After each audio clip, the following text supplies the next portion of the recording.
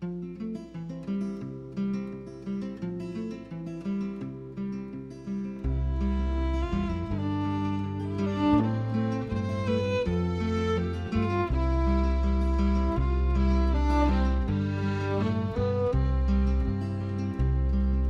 wake up in the morning to the quiet of the cove and hear Aunt Bessie talking to herself,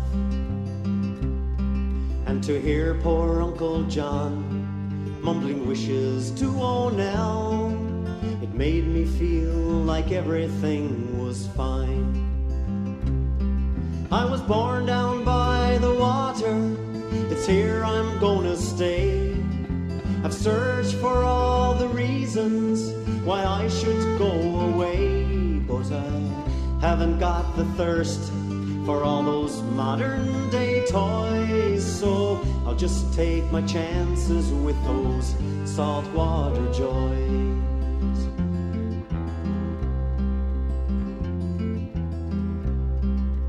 Following a little brook as it trickles to the shore, in the autumn when the trees are flaming red,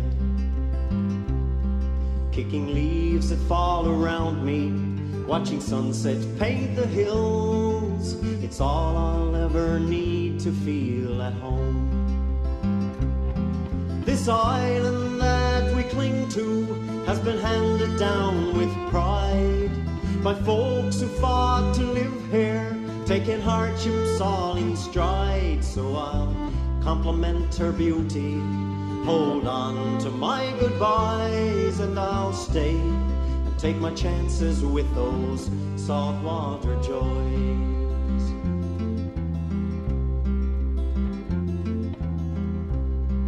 How can I leave those mornings with the sunrise on the cove and the gulls like flies surrounding Clayton's wharf? Platter's Island wrapped in rainbow in the evening after fog, the ocean smells are perfume to my soul. Some go to where the buildings reach to meet the clouds, where warm and gentle people turn to swarming faceless crowds, so I'll do without their riches, glamour and the noise, and I'll stay and take my chances with those saltwater toys. Some go to where the buildings reach to meet the clouds, where warm and gentle people turn to swarming faceless crowds, so I'll do without their riches, glamour and the noise, and I'll stay and take my chances with those saltwater joys.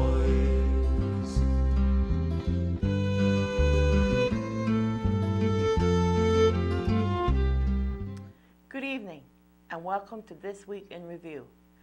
Tonight in our stories we have school opening, our MHA Calvin Parsons.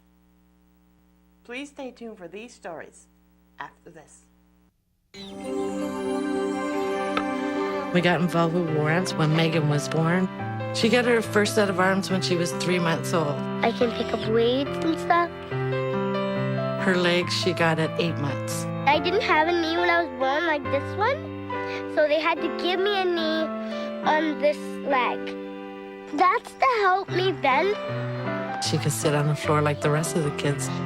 She just loved it. And I'll set up the chairs, okay? Okay. Blue chair. Her independence has got to be the most important thing in the world, and Megan has it. Good job. Just like in a real thing. Having warrants backing us means that the kids' dreams are always alive. They can do whatever they want to do. I'm not worried about her future. I know that warrants will always be there. The school reopened on Tuesday for another school year. This year, there are 166 students registered. 11 students have entered grade kindergarten, while 18 students are preparing to do their last year. There are 6 new teachers this year. They are for math, physical education, music, English special ed, a grade 4-5 teacher, and a part-time special ed teacher. I look forward to meeting these new teachers during curriculum night. Our MHA, Calvin Parsons, dropped by our studio to give us an update on the information he asked for us. Tonight in our studios, we have Calvin Parsons, our MHA. Good evening and welcome back to our studios. Good to be here again. Yes. So you got some information on our brush cutting? Well, I came down today and I noticed that the brush cutting has actually started up on the other end of it towards the TCH. The contract was awarded back earlier in August, and a bit surprised actually that he didn't start sooner. I spoke to the gentleman who had the contract, and I was under the impression that he would be doing it as of August the 20th, but I understand it was actually the 28th or the 29th before he got around to doing it. And but it is started. I understand he ran into some problems. Some of the trees were bigger than he thought, so he's got to go back and get some heavier equipment to do it. But it's certainly good to see that it's in process, and he still undertakes to have it completed certainly by the end of October for the full distance. Good. So is there any news about what was going on at Burgeo Academy? Yes, there's quite a bit of news. Actually, I heard about it when I was down a month and a half ago first. So we made some inquiries to find out what was the nature of the problem. I spoke to the school board officials, Mr. Brian Feltham, who was dealing with the issue for the school board, and he told me at that time that they encountered some problems with the windows in the building, and when they did their routine inspection. So they did a complete inspection then and determined that there was some faults, some deficiencies in the windows that were in the school, albeit it was a new school. So they've decided to take out all of the windows. They had to make some modifications to the windows and reinstall them. So that will be happening, and I guess by now that's probably been done, because that work's been ongoing for the last month or so. And in the letter that he wrote to council and to myself, he did indicate that that should be done before the kids return back to school, which is today, tomorrow type thing. So that piece should be done. The more serious problem they encountered was underneath the windows. When they took them out, they noticed there was a certain amount, a very little, small amount actually, of mildew and mold. So that, of course, is always a serious problem, because then you're dealing with more than faulty windows. Now you're dealing with a safety issue potentially and health issues for the children and the teachers who work there. So based upon what they saw, they went and got an environmental company to do an inspection, and they determined that it was indeed a small amount of mold and that there had to be some remediation that would take place. Now, the piece that concerned me in the letter that they sent back was they talked about this environmental company who found the mold, and they talked about the remediation that would take place, but there was no indication that there was any air quality testing done, which is today, of course, always the issue. It's one thing to remediate, but you need to have air quality testing done to determine that there is no continuing problem. So I spoke to Brian Feltham again today, actually, excuse me, and he tells me that it's his understanding that the environmental company told them, the school board, that it was such a small amount of mold that you didn't need or require the air quality testing to be done. So I've asked Mr. Feltham if he could confirm that for me, because I'm not prepared just to take that on hearsay, nor should the parents take it on hearsay. If it's not needed, and if the environmental company that they had engaged in fact did say that, there's no problem, and let's let them put that in writing. And one way or the other, either it's not needed and the environmental company should certify that, or if they're not certain, they should do it just as a safety precaution anyway. So that is in process right now. There's also some concerns about the exterior of the building on the lower, out around the lower extremities of the building. So they're also going to do a complete inspection of that to make sure as well that the mold was just not underneath the windows, but if there is any other mold that is growing anywhere else in the school, that will be found at this time as well, rather than later. So as I understand it, they've found the problem, they've identified the problem, they've fixed the window problem. They're saying the mold is not a major issue at this point, but let's make sure that it's not. Let's not play with the safety and health of the students and teachers there, and let's get this solved one way or another. So we'll be following that up closely because, of course, it's not an issue that you can let grow, as it were. I mean, you've got to check this out and get it dealt with immediately. Yes, for sure. Okay, anything else on our water treatment facility? The last time we spoke, I believe we knew at that point that the province had put in the money that was required for the water treatment facility. For those, of course, who are not aware of it, the facility burnt down over a couple of years ago, and we've been ever since, the council, trying to negotiate a deal between the province and the federal government and the town, whereby all three would partner to replace the system that was there. It got to the point where it was determined from the engineering studies that there were several phases that this would have to be done in, which was going to take a year or two to do. So the costings was done, the engineering was done on phase 1, and this year the province came through and committed its money.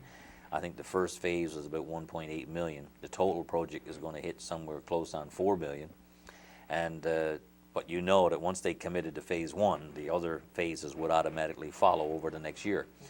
And that federal commitment finally came in August. I think it was around the 14th or 15th of August that the federal government stepped up to the plate and said yes, they were in the ball game as well. So now all three partners are at the table. All three partners have arranged their monies to go ahead with phase 1 of the project. The issue now, of course, is the timelines.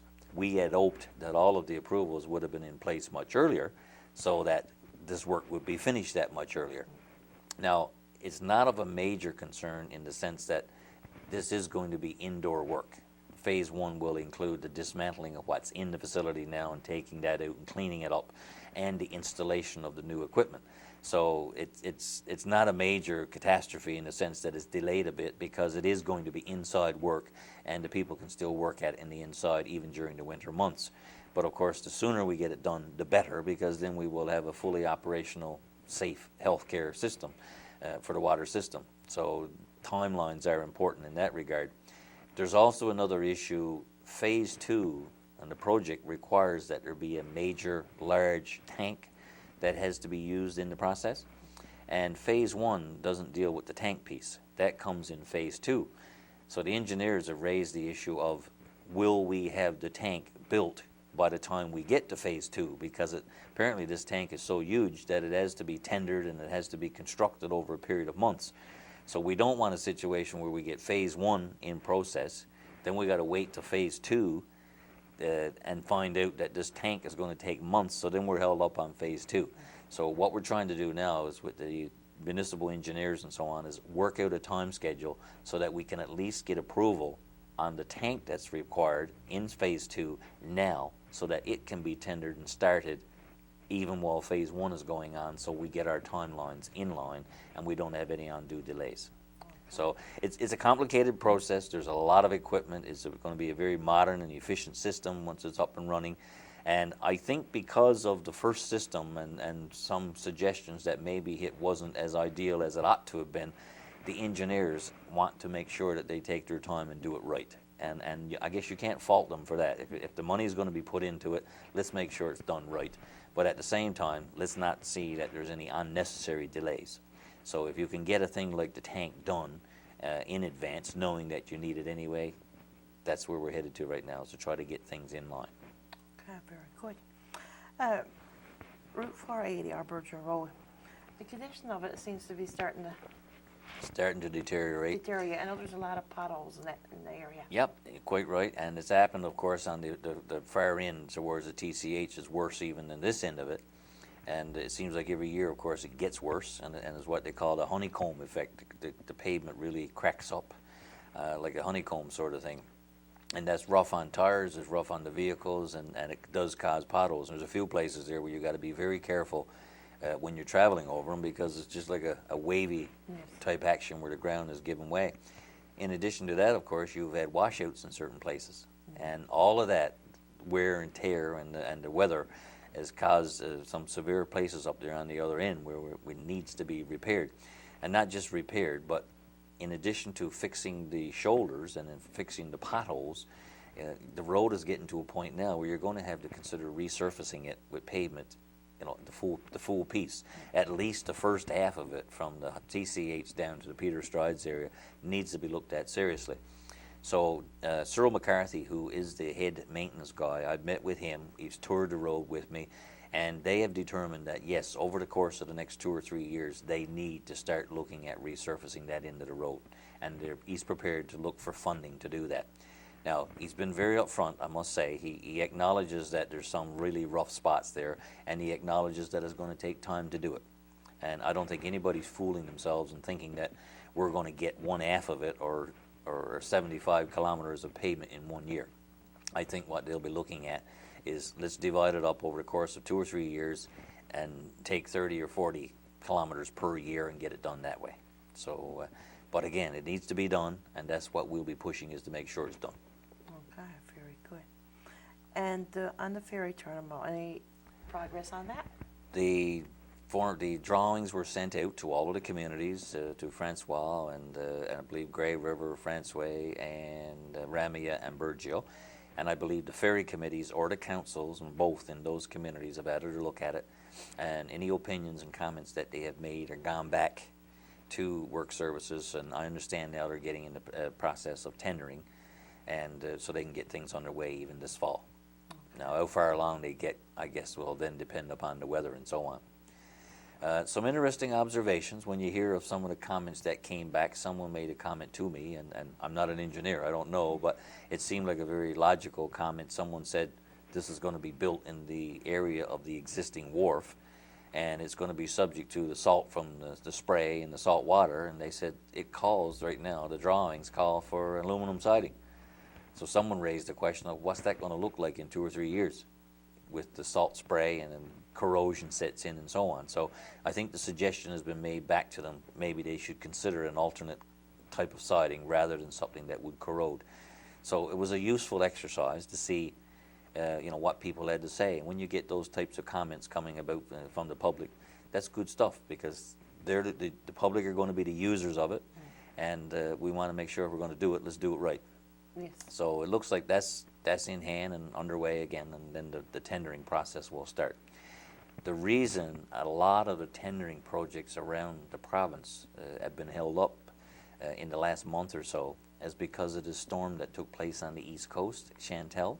Okay. And what happened was that there's only so many engineers and so on in the Department of Municipal Affairs and the Department of Works and Transportation. And what's happened is a lot of the government engineers were taken off of projects that were proceeding normally, we'll call it, and put over to deal with the immediate emergency issue of rebuilding the roads in eastern Newfoundland that were washed away by the Chantal storm. Okay.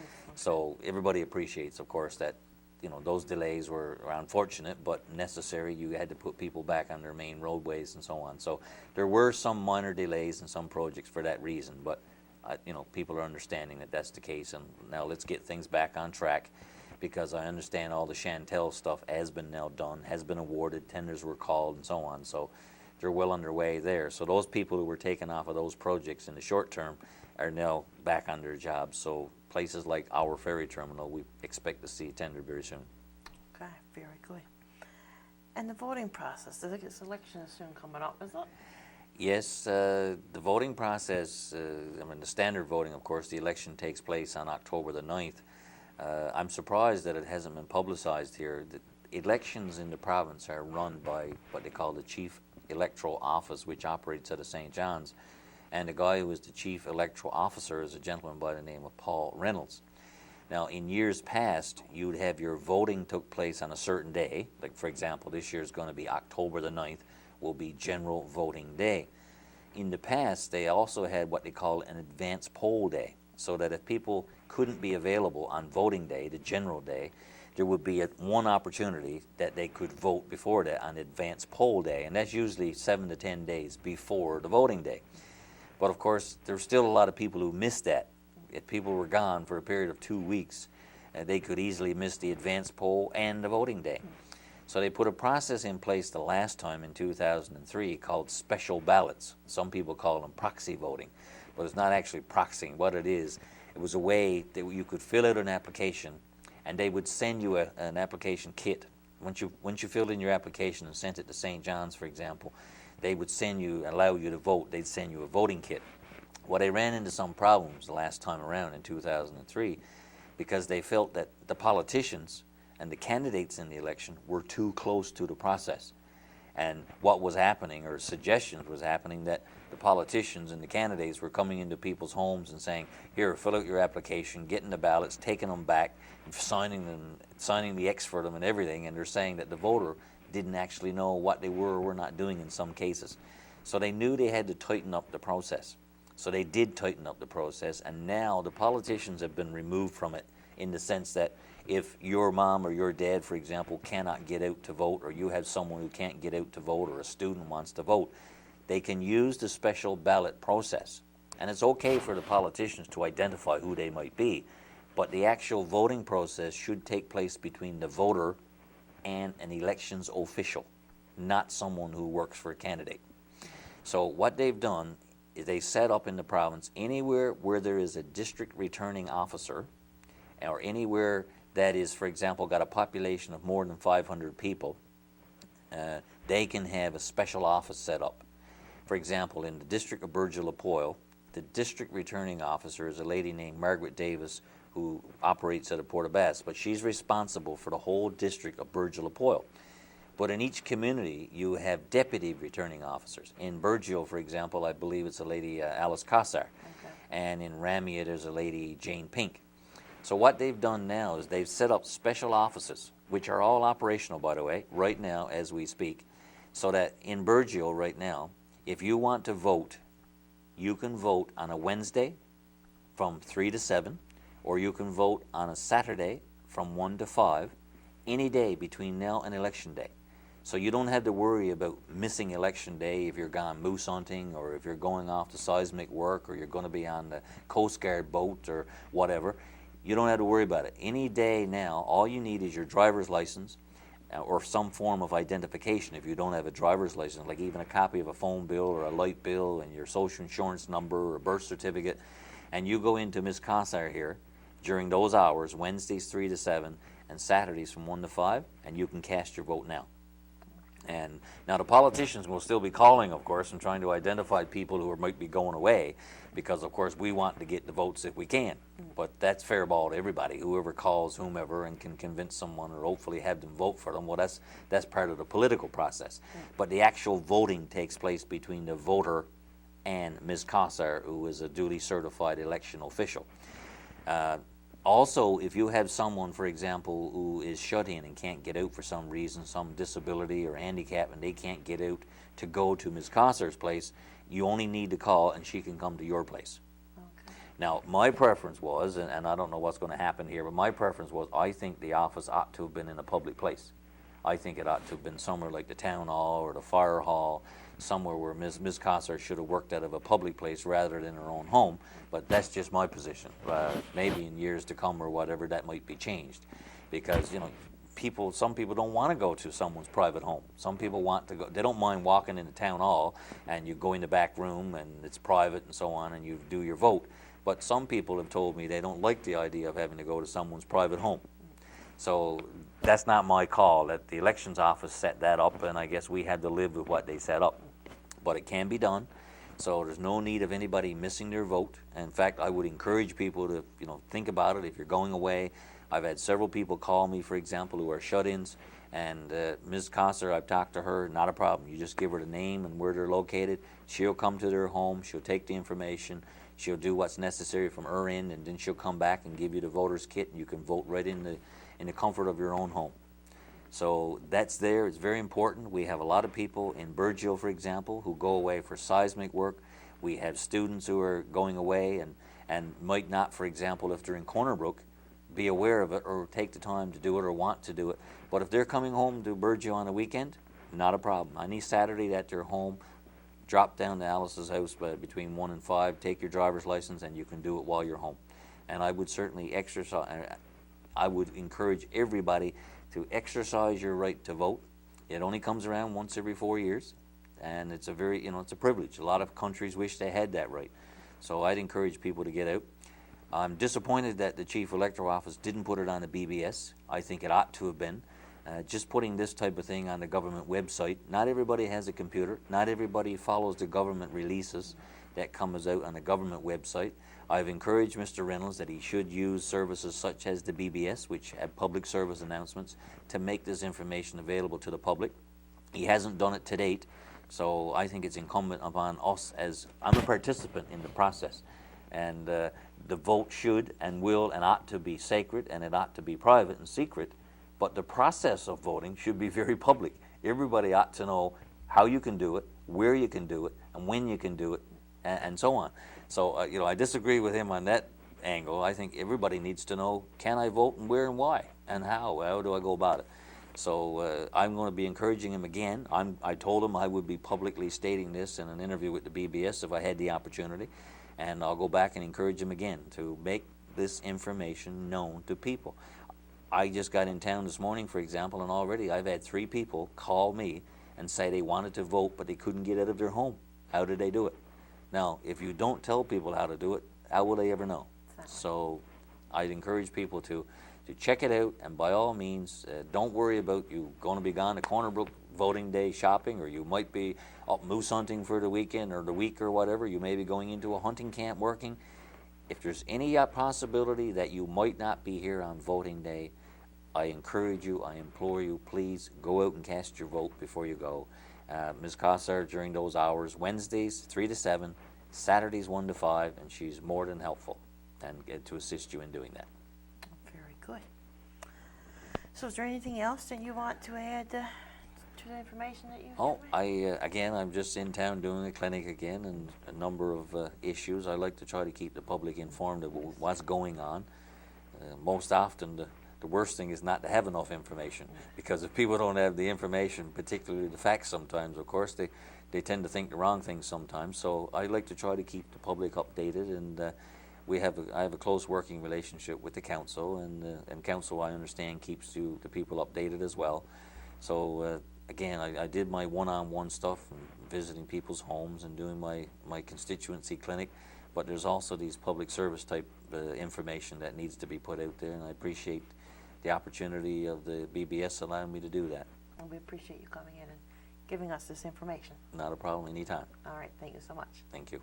This concludes our programming for tonight. Thank you for watching. Good night.